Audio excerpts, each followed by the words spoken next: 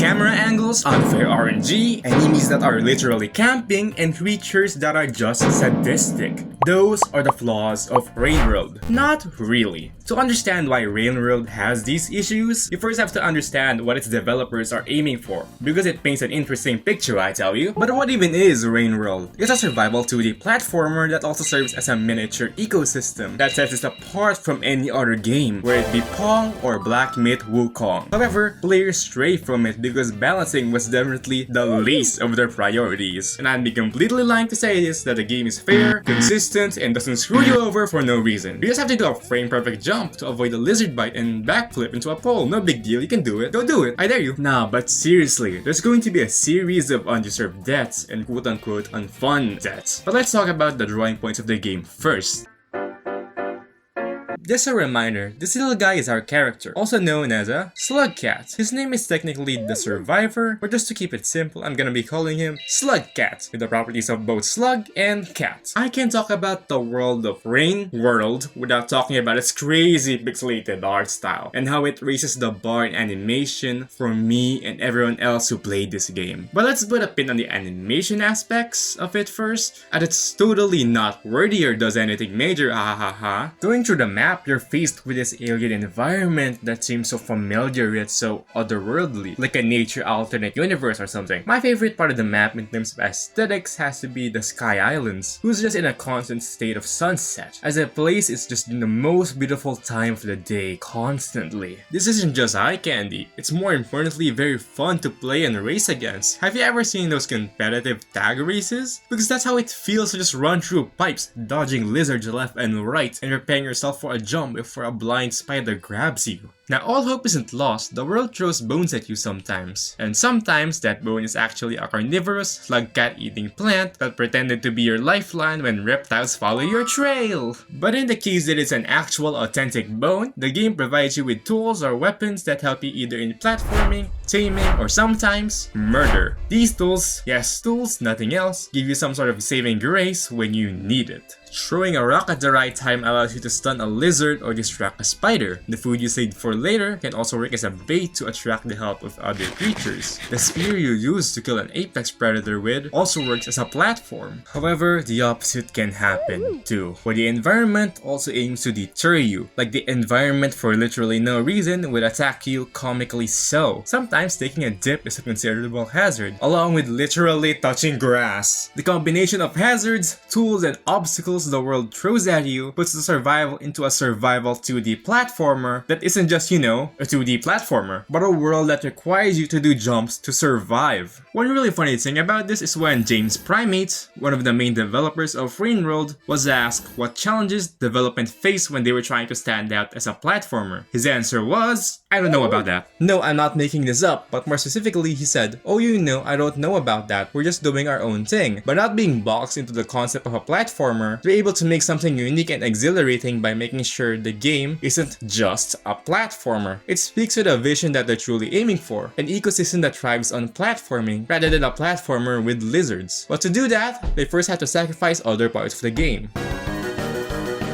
To say it's fair and consistent would be very far-fetched. Discussion of the game online would say otherwise, but come on now, are you really calling this fair? Just do a frame-perfect bounce scratch. Undoubtedly, the most frustrating thing I have to bring up is the fact that you can literally be grabbed from another screen. I know this is done for the aesthetic effect that we're just watching the Slugcat through a documentary-style camera rather than controlling him, but it takes a lot of player agency when they can't control themselves and what they see. I wish we could have just had the ability to look ahead or scout for the large rooms, so this wouldn't happen. This isn't as much as a problem when fighting against lizards, but it's considerably more difficult jumping and preying on something that catches you that isn't carnivorous. It leads to you needing to brute force jump into the abyss until you land somewhere safe. While I do think that it's rarely an issue, it's devastating when it happens. The difficulty of the platforming and stealth aspects of the game scales so hard that these locations would straight up take multiple hours, sometimes days of attempts just to get past a 6-minute section. And it's soul crushing when you're past a hard jump and this happens. Like, sure, that sounds like a skill issue,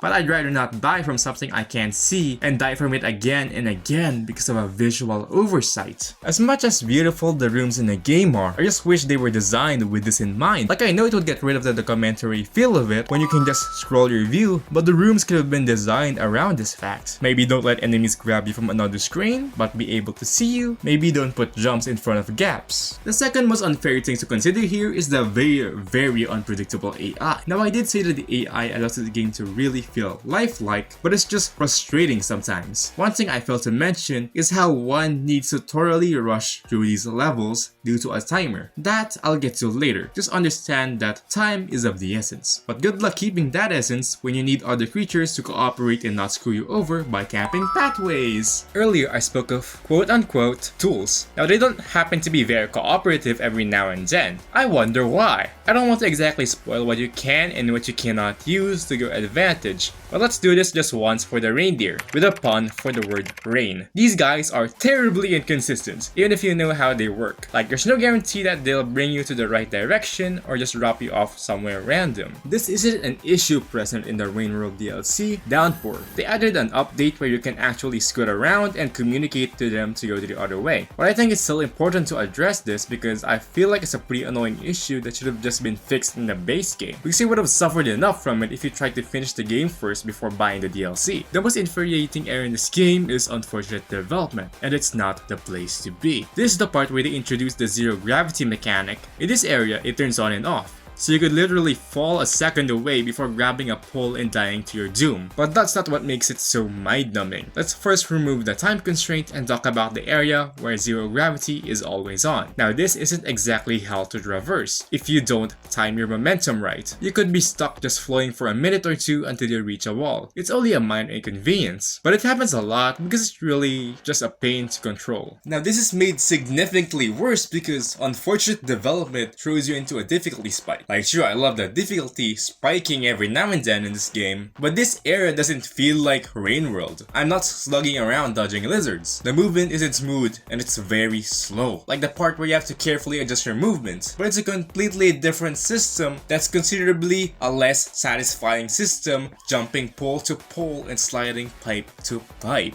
It's a completely different pace to the rest of the game. It forces you to slowly input your movements compared to its normal slugging stealth or chase sequences. And I don't think it makes up for this fact by its new mechanic, that you have to spend hours upon hours to learn just to use for an hour or two. Zero gravity generally felt like a cool mechanic, but it goes against Slugcat's ability, you know, to actually slug, if you get what I mean. And let me tell you, those chase sequences are everything.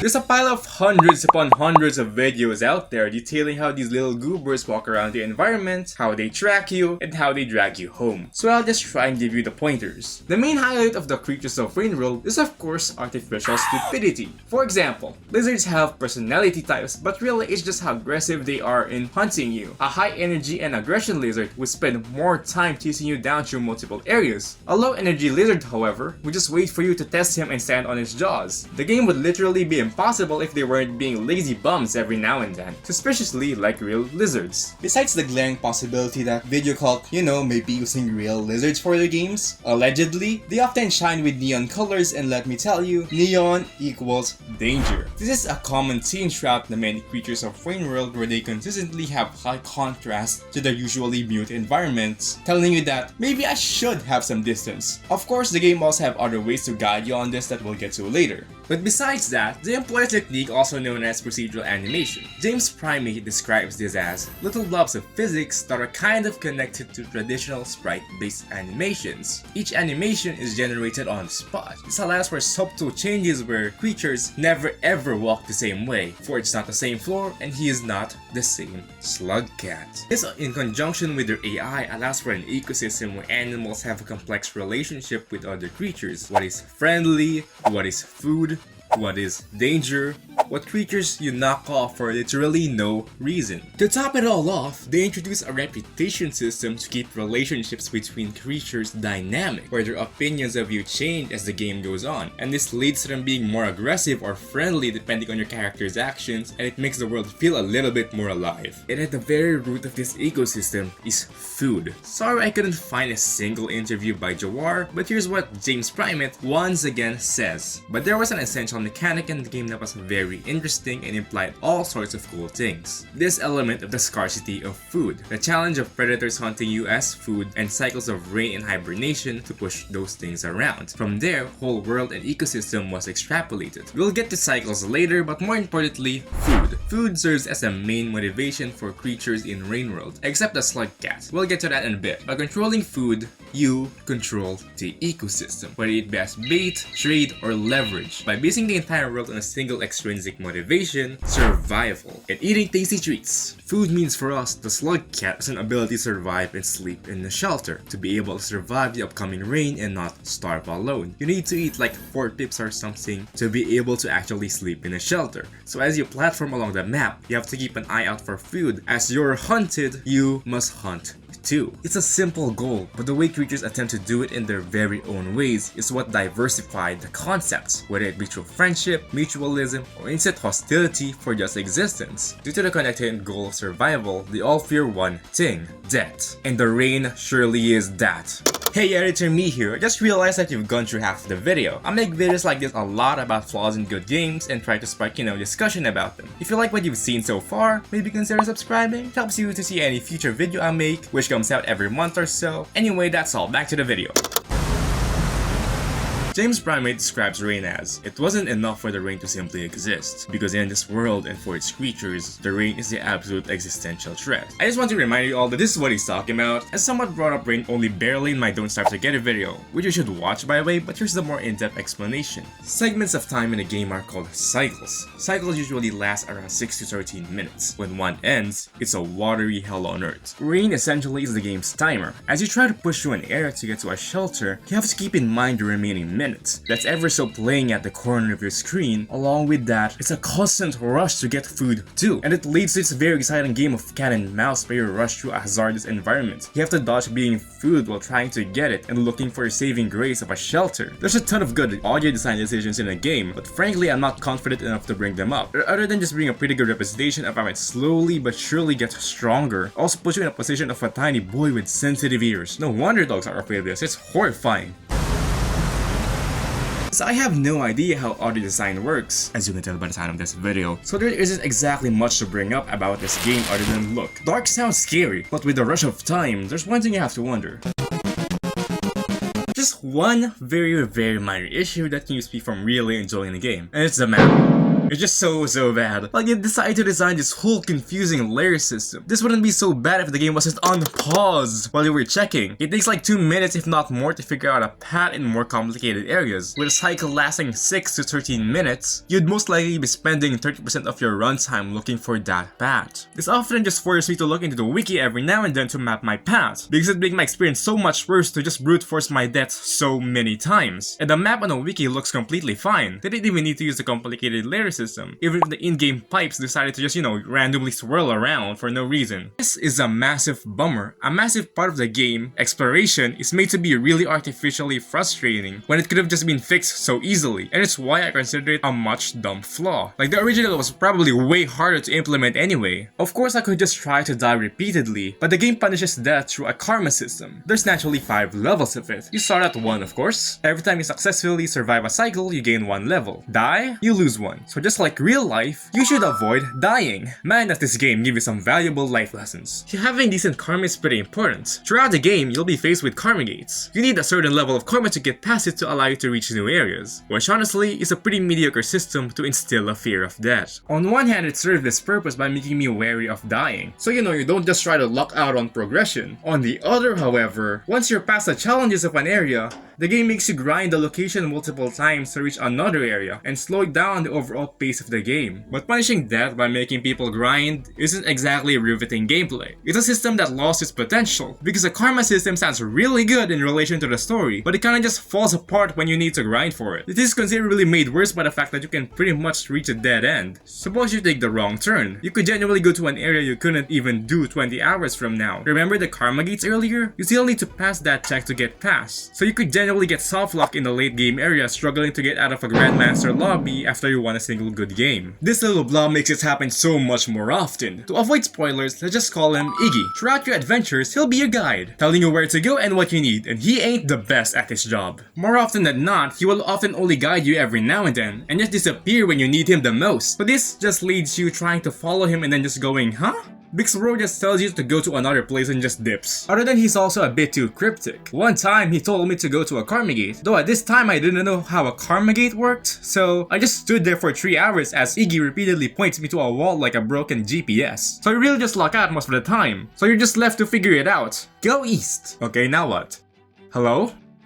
Go west! Jesus Christ, we just went that way! You can definitely argue that the game is open world, but you could also say that the game is linear. There's multiple ways to go to a point where a game needs you, but at the end of the day, there's only one way to progress as the game kinda converges at those points. It's like using a highway to get to point B or using the other more traffic jammed route. It's still the same destination, so it's definitely a bit gray. Here's what James Primate has to say about it. At the very basic level, the goal is always to survive, but hopefully you will be going places, doing things and surviving in an interesting way. You can play to just survive, arcade style, and that's cool and canon, or the other option will be there too, to go far beyond that as well. So based on his stance, it could be anything you want. But even if trying to progress the story is just one of the many playstyles of the game, it's something you're considered to do at some point. So the game could have definitely improved this way. I think one of the things I genuinely enjoy about it is how it teaches you to learn as you go along, but sometimes it forgets to nudge you in the right direction, causing frustration rather than discovery. Hopefully future me, you know, the video essayist, has been showing b-roll footage of the world, and hopefully you, the viewer, have been noticing that I've been showing these mega structures and been like, hey, no way these lizards or bugs built these. What, on the RainWorld?